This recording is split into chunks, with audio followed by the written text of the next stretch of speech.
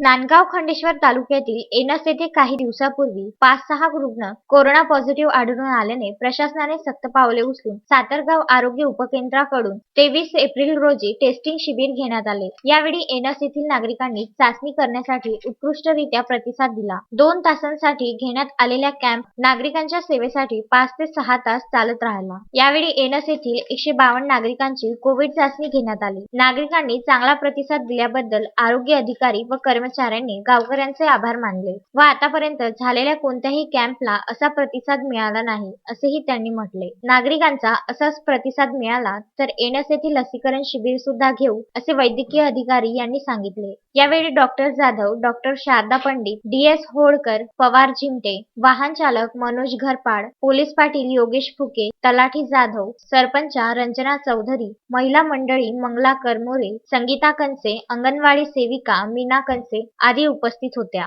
Pramod Deshmukh, Vidarbha news, Rajura.